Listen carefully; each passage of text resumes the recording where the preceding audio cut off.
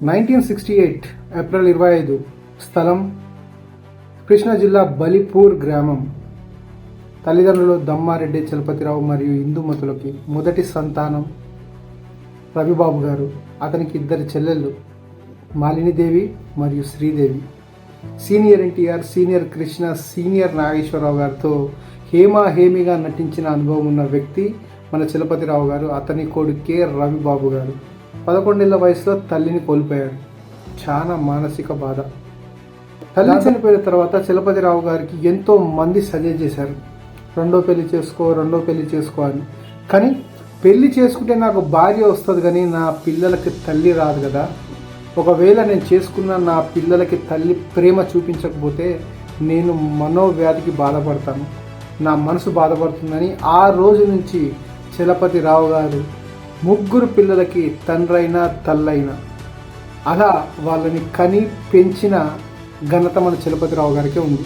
ఇక రవిబాబు గారి ఎడ్యుకేషన్ విషయానికి వస్తే అమెరికాకు వెళ్ళి మేనేజ్మెంట్ కోటాలో MBA పూర్తి చేసుకొని తనకిష్టమున్న ప్యాషన్ అడ్వర్టైజ్మెంట్లో జాయిన్ అయిపోయి తన కోర్స్ పూర్తి చేశాడు. పూర్తి చేసుకొని అప్పట్లో మన తెలుగు ఇండస్ట్రీ హైదరాబాద్లో లేదు. ఆ టైంలో మన ఇండస్ట్రీ మొత్తం మద్రాసులో ఉండేది. మద్రాసులో ఉన్నప్పుడు తను అక్కడికి వచ్చిన తర్వాత పూణేలో యాక్టింగ్ స్కూల్లో జాయిన్ అయ్యి అక్కడ సర్టిఫికేట్ పొందాడు.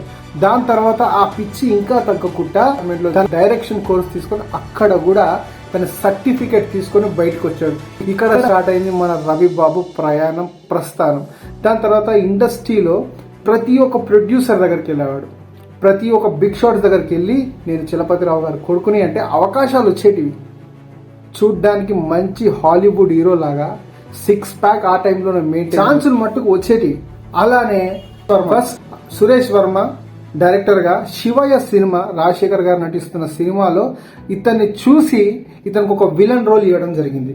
ఇతని స్టైల్, ఇతని హైట్, ఇతని వెయిట్, ఇతని పర్సనాలిటీ భలే ఉన్నాడే అని తెలుసుకొని ఫస్ట్ టైం స్క్రీన్ ప్రెజెంటేషన్ లో రవిబాబు విలన్ గా కనపడాడు శివయ్య సినిమాలో. దాని తర్వాత మావిడాకులు, ఈవీవి సత్యనారాయణ గారిని తీసిన సినిమా మావిడాకులో కూడా one of the major key role చేశాడు యాక్టింగ్ లో. నిజంగా ఆ టైంలోనే పరిచయం అయ్యిండు అల్లరి నరేష్.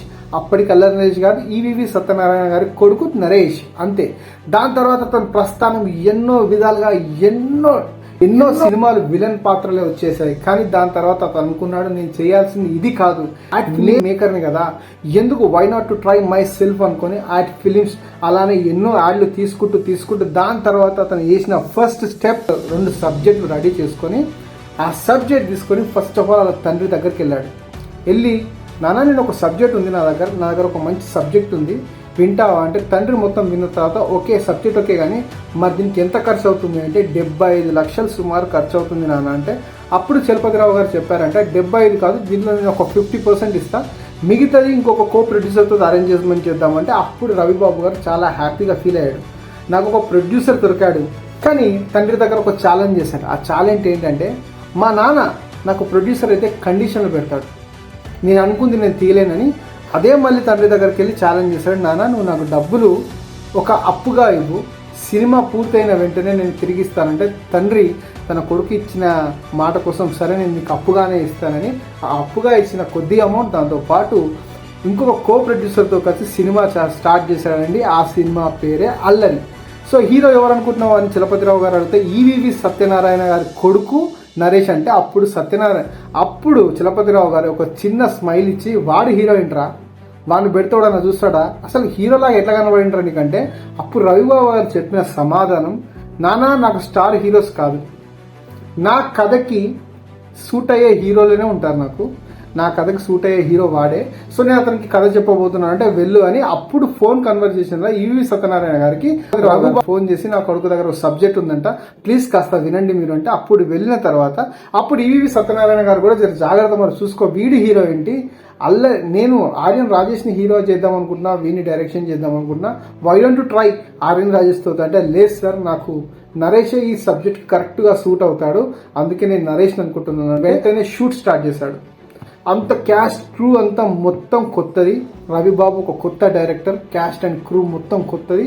అందరూ హడావిడి, ఎవర్రా వీడు డైరెక్టర్ ఆరా వీడు, అసలు వీనికి ఏం అనుభవం ఉంది ఒక అనుకున్న వాళ్ళు కూడా ఉన్నారు.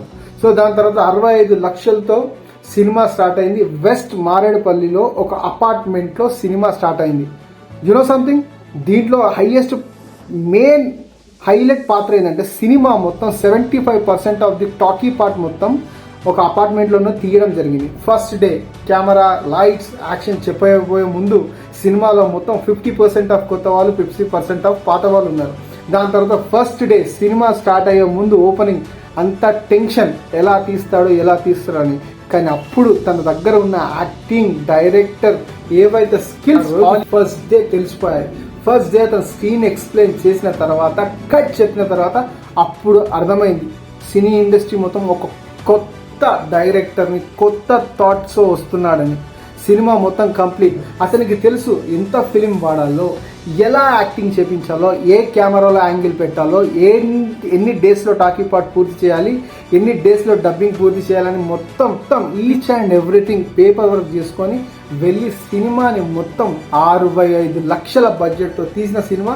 అప్పటి వరకు తెలుగు ఇండస్ట్రీలో ఒక లో బడ్జెట్ సినిమాలు అనేటివే ఉన్నా కానీ ఇంత హైప్ లేకుండే. దాని తర్వాత అందరూ కొత్త వాళ్ళే. సినిమా మొత్తం అయిపోయింది. ఎడిటింగ్ రూమ్లోకించి ఎడిటింగ్ కాపీ, ఫస్ట్ కాపీ రాగానే ఎవరైతే కో ప్రొడ్యూసర్స్ ఉన్నారో ఆ కో ప్రొడ్యూసర్ ఈ one of the man cinema rush చూసి, సినిమా మొత్తం చూసిన తర్వాత, ఎవడరా నువ్వు ఇలాంటి సినిమా తీసావు, 65 లక్షలు నేలపాలు తీసావు కదా, అసలు ఇది సినిమా అంటారా అని తిట్టి వెళ్ళిపోయిన తర్వాత కాన్ఫిడెంట్ లెవెల్ ఇంకా పెంచుకొని 2002 మే 10 పెను సంచలనం సృష్టించుకుంది తెలుగు ఇండస్ట్రీలో.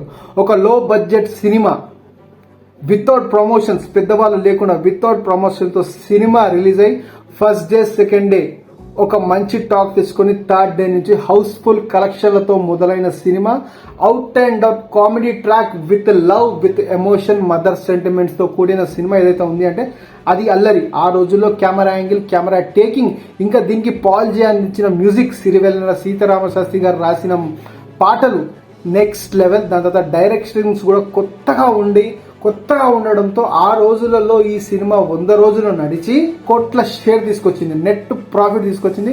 చిన్న ప్రొడ్యూసర్లకి పెద్ద డైరెక్టర్గా నిలిచిండు మన రవిబాబు గారు. ఆ తర్వాత అతనికి ఎన్నో కాంప్లిమెంటరీస్. దాని తర్వాత తన దగ్గర ఉన్న డైరెక్షన్ నాలెడ్జ్ చూసి సురేష్ బాబు గారు ఎన్నో సినిమాలు ప్రొడ్యూస్ చేయడానికి ముందుకు వచ్చాడు. అలానే అమ్మాయిలు అబ్బాయిలు ఆ సినిమా యావరేజ్గా వచ్చిన, దాని తర్వాత వచ్చిన సోగ్గాడు తర్వాత అమరావతి, అనసూయ, నచ్చావులే, మనసారా ఇలాంటి ఎన్నో బ్లాక్ బస్టర్ సినిమాలు అందించారు. కానీ తన జీవితంలో ఇలా 2002 డిసెంబర్ 25 చలపతిరావు గారు దగ్గరను చనిపోవడం జరిగింది హార్ట్ అటాక్ మూలంగా.